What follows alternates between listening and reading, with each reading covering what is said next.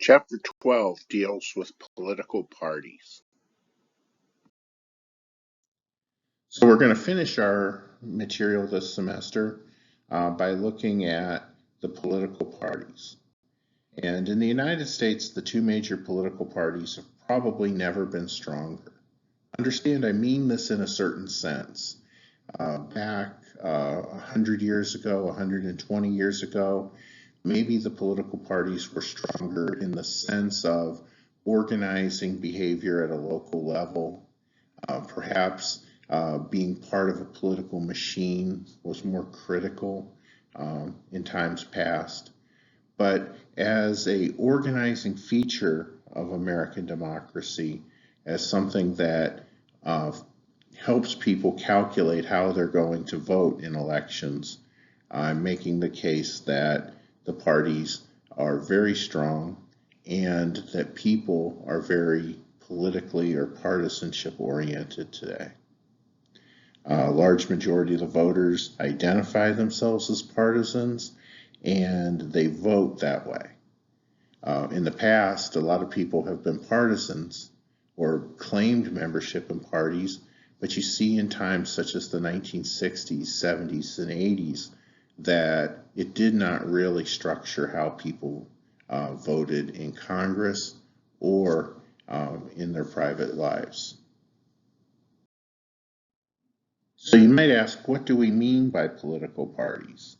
What is the nature of political parties in the United States? And so I list here several of the things that political parties do, such as recruit and train leaders, foster political participation, teach new citizens democratic habits and practices, but also other ideas that you might look at. And the argument of this chapter is that they make democracy possible. Without political parties, a representative democracy no longer has this linkage between the mass public and the leaders, because the mass public doesn't always understand which of the political figures are aligned, whereas collective responsibility can be met out at political leaders by their membership in political parties, and people can begin to see a relationship between their votes and how political outcomes occur. Here we have a graph, a very simple graph, that shows us two different conceptions of political parties, two different definitions. Edmund Burke's definition in the 18th century talks about political parties as being united for a common goal. We might almost look at this as a better definition of interest groups today. But it does show that political parties, at least as Burke envisioned them, were designed to achieve policy ends. In the 20th century, Anthony Downs, an American political scientist who was very much a pragmatist, described political parties as a team of men seeking to control the governing apparatus by gaining office in a duly constituted election. He's making no assumption of exactly what the parties stand for. Instead, his focus is simply on what a political party is trying to achieve. So, one of the great things about the party label is how it helps us enforce collective responsibility. So, party labels offer a shorthand cue that keeps voting decisions cheap and simple. If you think about a world in which the only costs of voting really are registering to vote, somehow getting yourself to the polls, and then figuring out how to vote, political parties save about 1/3 of all of our effort, right? If you know how you're supposed to vote, then it just becomes a matter of, well, can I get somebody to drive me? Can I drive? Can I get there? Did I remember that I wanted to vote 30 days ago so that I could register? So you're not always going to be right if you just vote for the person who belongs to the political party that you do or associates with the political party that you do, but it works a lot. Maybe it works 80% of the time, 90% of the time. How often do you actually disagree with people who are politically aligned with you? If it's a lot, then your cost of deciding how you're going to vote is high. But if you think about it, it probably is not very often. And it would also explain why people who are associated and closely aligned strong partisans turn out at really high rates, while people who are independents turn out at lower rates. Because if you're an independent, using the party queue becomes much more difficult to you. Parties also more accurate are able to allow us to say, hey, if a politician is not doing what we hope he would do, if he's not acting as a member of his party would, then if we are a member of that party, we can punish that activity by not voting for him. But if we are a member of the other party, we might have less animosity toward him for doing that. And it might also just obscure in our mind just which party he belongs to. So now candidates have a trade-off, right? If you are deciding that you're going to be a politician, oftentimes you're going to have to align with one of the parties if you hope to win. And that's going to cause you to have to sacrifice a little bit in what your preference is. You're going to have to go along with your party sometimes when you wouldn't otherwise do that. But the payoff is that you get credit collectively. Now, on the other hand, the flip side of that is that when people are dissatisfied with your party, they're going to blame you.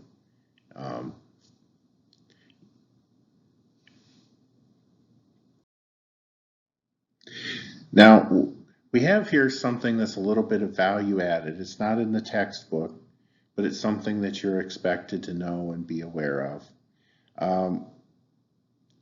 Really, when we talk about mass political parties in the United States, we're thinking about three different concepts of what a political party is, and they're melded together by the mass political party.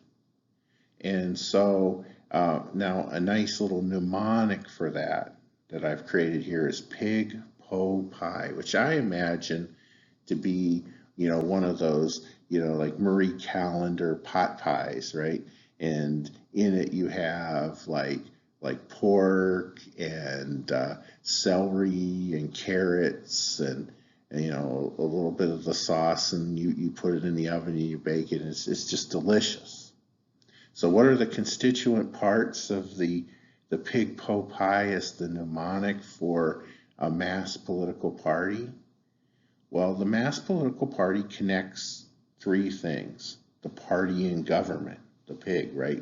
Party and government. And this is all of the office holders, all of the people who are holding office who associate with a political party, who need to work together in order to achieve the goals that they have and that collectively the party has. Now, this is the oldest conception of political party in the United States. When we talk about the Federalists and the Anti-Federalists and the Democratic Republicans, we're talking about really just alliances within the government. The big innovation, Andrew Jackson's innovation, along with Martin Van Buren and the other founders of the Democratic Party, was to bring in and to allow the public to see themselves as members of this political system, as members of the political party. Now, Jackson and Van Buren, they did this in large part by having by having a system of giving jobs to people or to relatives of people who were associated with the political party. But in the United States today, this is the group of people who apply these political labels we've been talking about to help them make decisions in elections. So the party and the electorate is composed of the voters who identify with the party and regularly vote for its nominees. A mass political party, really the part that Van Buren brings, right? Jackson is this great leader who people want to follow because he's a war hero and he's a larger than life figure. And but in addition to that, you have these more functionary type people who understand that you need to have this party organization. And the party organization is a group of people who work because they're dedicated to electing the party's candidates. And so what do? They run interference between the party and the electorate and the party and government. They motivate the electorate and they organize the behavior of the party and government. It's the pot, I guess, in the pot pie, right? The party and government is linked to the electorate through the party organization. And you should be proud. This is an American innovation.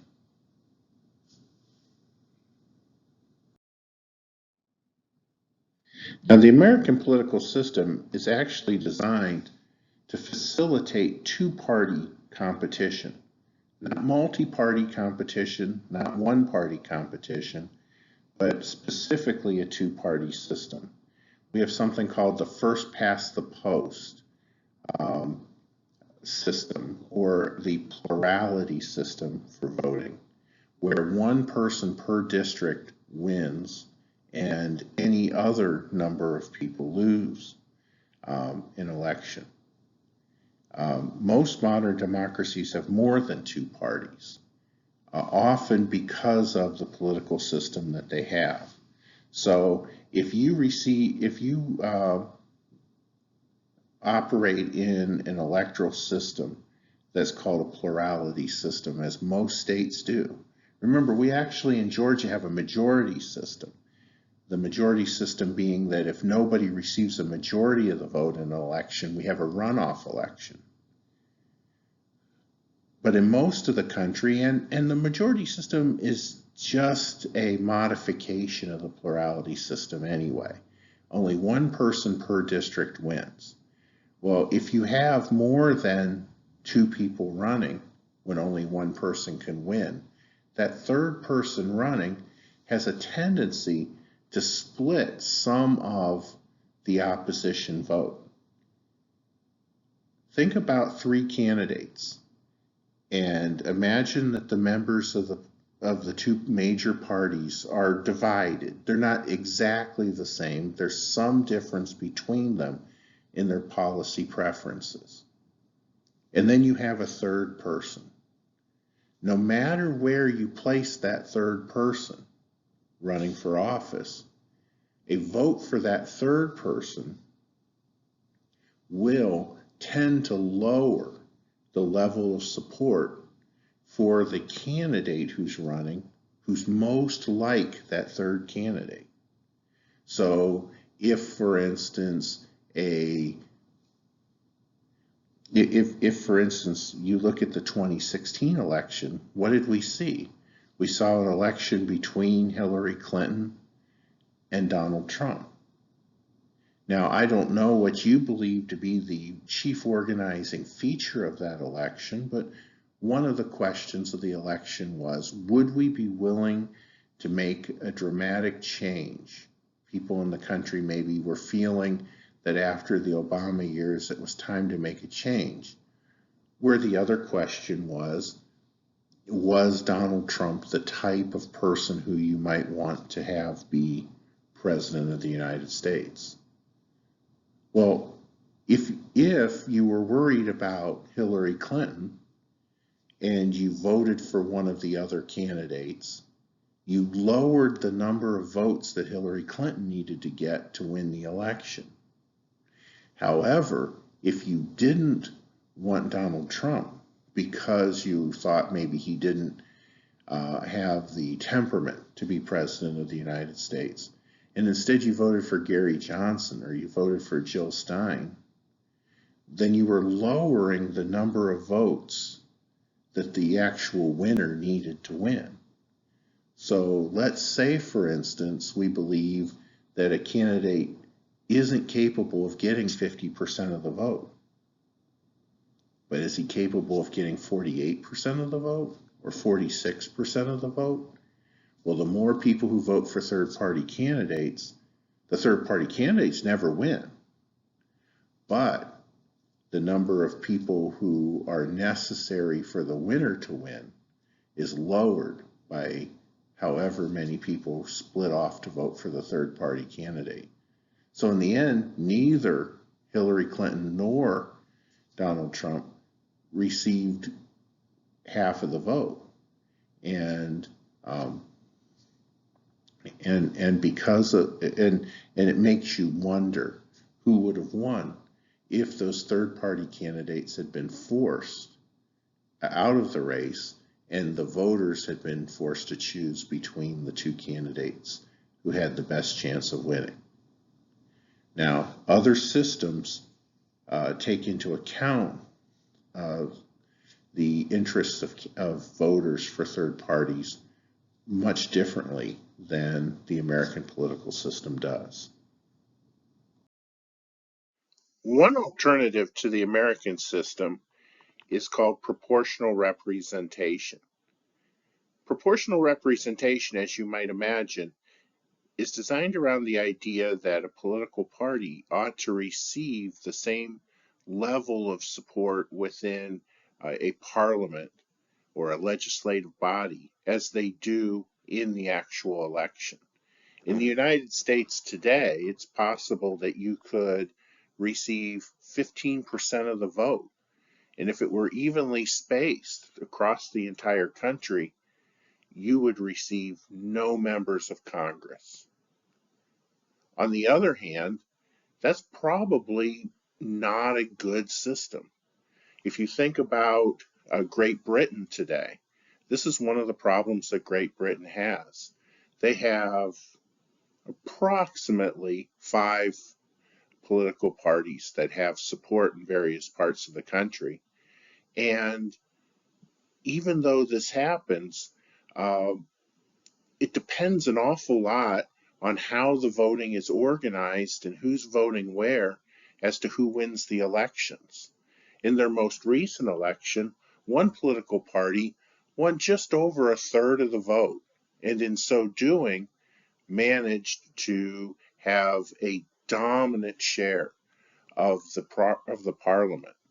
It's possible in Great Britain for 30% of the people to have elected a government that's 100%, but 70% of those who lost have to put up with. Remember when we talked about conformity cost at the beginning of the semester, part of conformity cost is having to live under decision makers who are not looking out for your best interest, or at least are not looking out for what you perceive to be your best interest. In our current system in the United States, because we only have 2 political parties, and we have several political parties, but 2 viable political parties who are seeking to win elections, we always know that 40-some% of the people will have voted for the winner. The lowest in my lifetime was in 1992 when Bill Clinton received 43% of the vote, but won the election because there was a third-party candidate who received 19% of the vote. But Perot, even though he had 19% of the vote, did not have any representation in government. In a proportional representation system, let's say you get 5% of the vote, then 5% of the people in Congress will be supporters of your party. And this makes sure that small political movements have the influence that's proportionate to their support in the general public.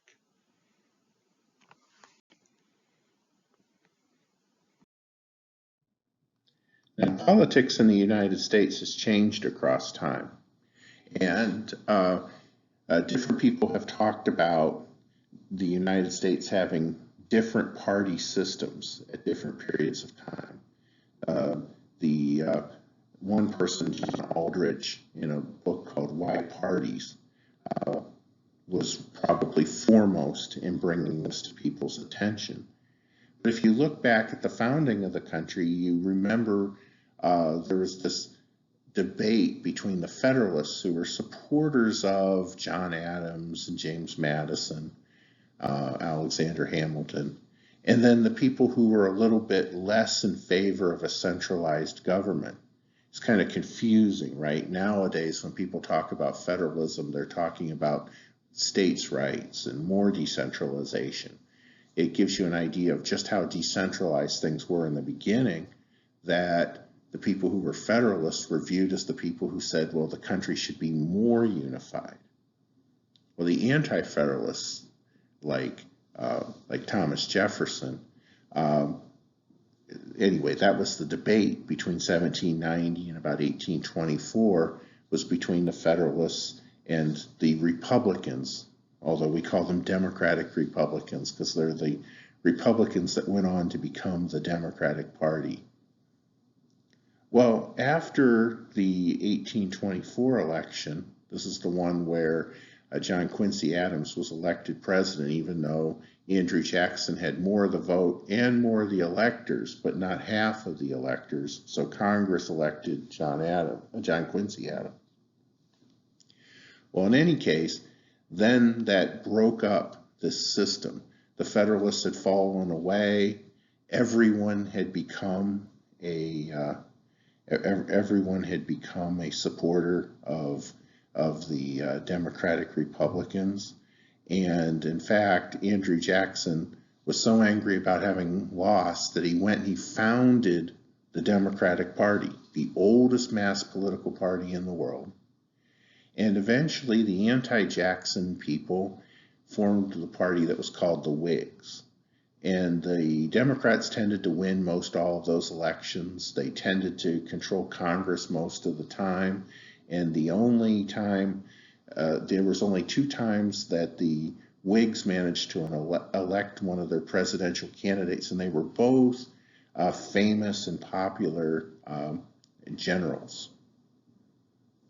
Well, the second party system was working pretty well for the Democrats, but it fell apart over the debate over slavery and sectionalism. The Whigs, being the weaker of the party, fell apart first. The Democrats, their falling apart actually is what helped precipitate the Civil War occurring when it did. And when the Whigs fell apart, many of the Whigs, especially the ones who had been anti-slavery, gravitated toward the Republican Party.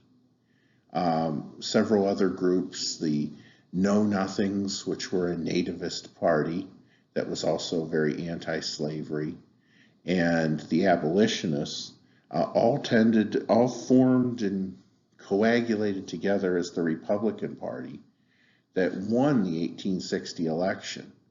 The Democrats had split apart into a northern, a southern, and then a sort of compromise group called the Constitutional Union Party. And those parties, those 3 Democratic parties lost to Abraham Lincoln, even though he only had about 40% of the vote. Well, the Republican Party in the third party system became dominant. They won the Civil War. In the South, the Democrats stayed powerful, but in the North, the Northerners hated the South and they viewed the Republicans as their party. In the South, the Democrats hated the North and they viewed the Democrats as their party. And this lasted until about 1894, where the Civil War was the main issue of the day. But the fourth party system comes about with the debate over progressivism. And in fact, the Republican Party during the fourth party system was so dominant that only when they split and couldn't agree between their more conservative and their more progressive groups did the Democrats win. In fact, if you look at the third and fourth party systems at the same time, you see a time when we only had two elected Democratic presidents between the end of the Civil War and the Great Depression. Now, the fifth party system is formed around the time of the Great Depression. What do we see? We see a change in sides as many people who had depended on the Republican Party and the growth of industry and railroads and things to help the development and the Industrial Revolution and such in the United States. The people switched sides to support the Democrats because they viewed that the Republicans had let them down with the Great Depression. And Franklin Roosevelt does a really good job during this time of bringing together a lot of groups who tended to disagree with each other. The fifth party system, when did the fifth party system fall apart, is a matter of great debate in American politics. And so some people say it fell apart in 1968 when you started to have people be upset at the high crime rates and sort of the disillusion within society related to the Vietnam War. You started to see a falling apart of the dominance of American industry, which had come to fore in the aftermath of World War II. So some people talk about 1968, when Richard Nixon won, as being the beginning of the end of this dominant New Deal or fifth party system. Other people say, yes, Nixon won, but that could have been an outlier, and that the real end of the fifth party system was maybe in 1980 when Ronald Reagan won two large landslide victories and actually was able for the first time to have Republicans take over the Senate for the first time since the beginning of the fifth party system. And still other people say that it lasted all the way till 1994 when the Republicans were able to take over Congress again for the first time since the 1950s, and for two times in a row for the first time since the 1920s. So anyway, we are definitely out of the fifth party system now. And in retrospect, we might even be out of the sixth party system. The sixth party system arguably was this period between 1968 and maybe 2008, when the Republicans tended to win more than they lost, and the Democrats tended to be in control of Congress more, with the Republicans in charge of the presidency more. But if we're in a new party system, what is it? Well, certainly we see a time when between 2000 and 2016, the Republicans have won their share of elections, right? The Republicans have won 3 out of the last 5 presidential elections and have controlled at least one of the houses of Congress for most of the time since 1994. But we also see a time where the Republicans have only won 1 out of 5 times have they won the popular vote for president. So I think we see a party system of a very big divide, an urban-rural divide, or maybe a blue state, red state divide. Uh, that if you look at the elections back in the time of Clinton or or George H.W. Bush or Ronald Reagan or even Richard Nixon, that quite often presidential candidates would win huge landslides, 40 states, 30 some states, or even two times presidential candidates had won 49 out of 50 states. And we don't get that anymore. We have a much more divided country. So we're probably in a seventh party system now, although we'll leave to the historians to make some of those conclusions. The first great innovation of the mass political party was probably the political convention.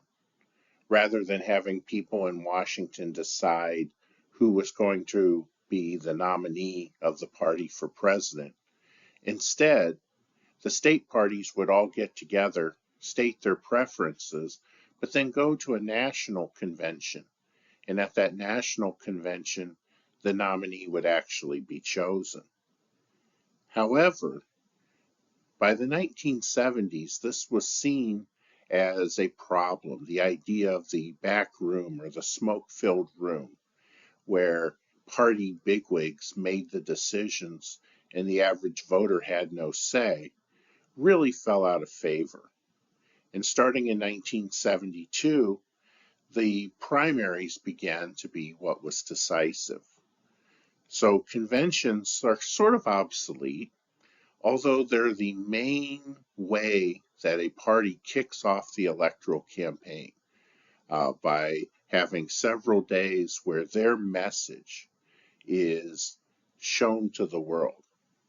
Also, at various times, there's small elements of actual democracy going on at these conventions where the parties try to shore up or smooth out debate or disputes within the party.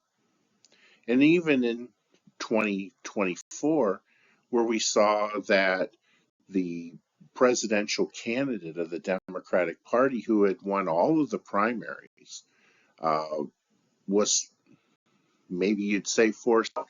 Certainly, he was forced out by health problems. And technically, the convention delegates replaced President Biden with Vice President Harris, although you probably could also argue that it was party insiders who had most of the determinative power.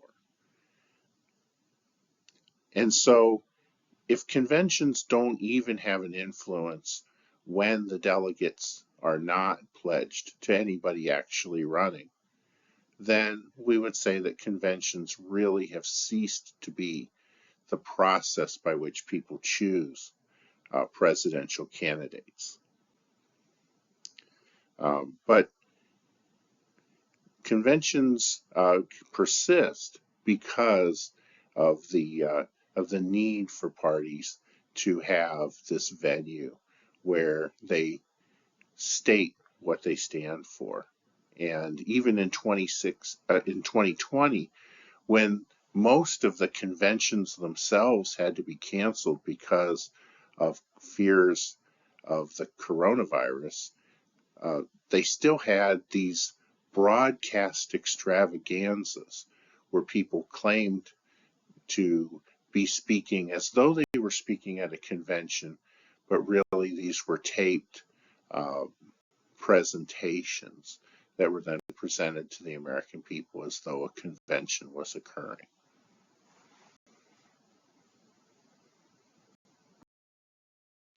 So a question might arise as whether we are in a seventh party system today.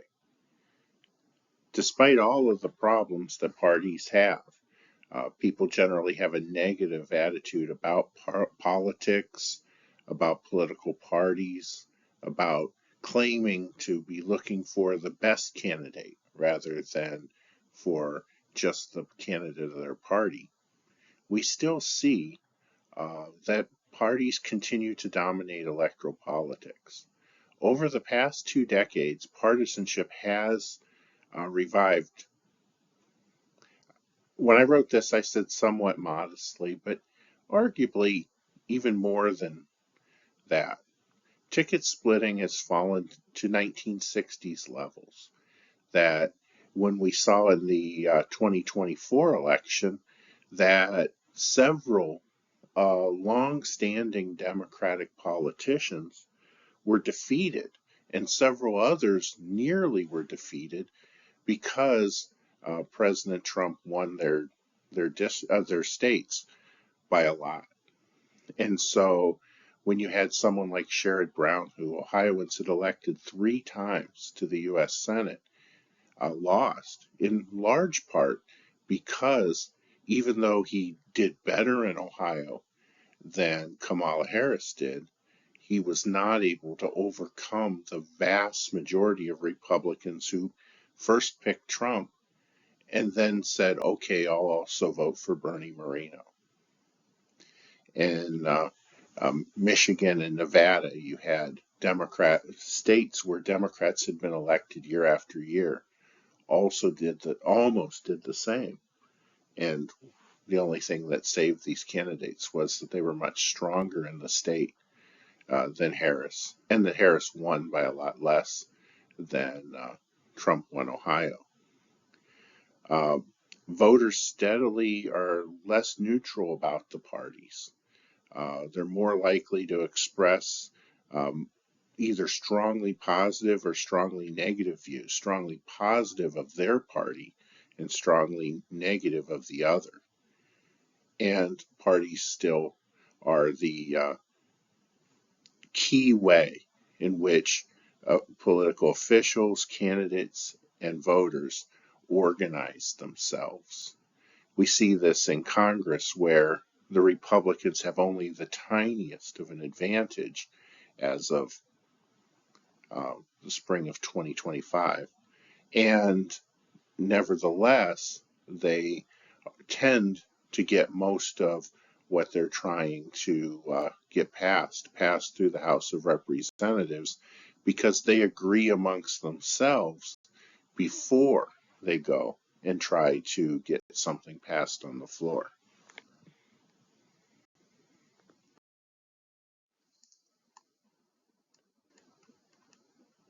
So one thing that we have seen is that partisanship has greatly increased, or at the very least endured. Even though the number of independents has increased from the time immediately after the Second World War, we know that most of these people are what might be called closet partisans, people who are, although they claim to have no political party, vote for one of the political parties almost all the time. And pure independents are less likely to vote, in addition to being a small number of people. The proportion of strong partisans declined during the 1950s and 1970s, but has subsequently rebounded. And what we see is that partisanship organizes how people vote in elections. Now, I've posted here a list of differences between the supporters of each of the parties, or what the parties stand for. In some ways, this is a great simplification. I don't think you'll be asked to know any of these particulars. If there's something that stands out as not being quite so, drop me a line. But we definitely do see that there's a difference between the parties. When push comes to shove, I don't know that I believe either party believes in a cheaper federal government. I think that they have their own spending priorities, though. For supporters, if we believe what Anthony Downs told us, then we don't really believe that changes in who and what the parties believe is half as important as changes in who are the people who are in the parties. And the coalitions have definitely changed. The party coalitions today, I guess, still have strong traces of the New Deal alignment. Unions, minorities, people who live in large cities still tend to be Democrats. People who are more rural, people who run small businesses tend to be much more likely to be Republicans. Probably the crucial changes that we've seen since the time in the 1930s, 40s, 50s, and early 60s when the Democrats dominated politics to now when you have much more balance is we see that white Southerners went from being Democrats to typically being Republicans, and that African Americans who had been prior to the New Deal had been excluded by the Democratic Party have now become the most loyal stalwarts of the Democratic Party. So when we're face to face, we have a little discussion here at the end about what I mean by expediency persisting. And what I mean by expediency persisting, as I tell people, and sometimes students agree and sometimes they disagree, is that people need political parties because people need to be able to not dedicate their entire lives to politics, but still draw conclusions about how they should vote that are rational, that are useful, so that they vote for essentially the right people to promote the side that they're on or the beliefs that they have. And so voters don't always like to admit that they're members of a political party or that they're followers of a political party, but it's rational that they would be. And that people who run parties have worked very hard to design the party to be a clearinghouse for those beliefs, so that when you run a campaign, there's buzzwords and terms and ways of thinking that are consistent with a political party, so that you can present your campaign in the very best way with the best chance of winning in light of the support and the structured support of so many of the voters. All right, so this is what we have for chapter 12. It ended up taking me about 40 minutes. I suppose that makes sense, since I usually cover this in about one class session. I wish you all well. Make sure that you've watched the video update where we'll talk about some of the things that you'll need to know in order to complete the rest of the class successfully. Thank you.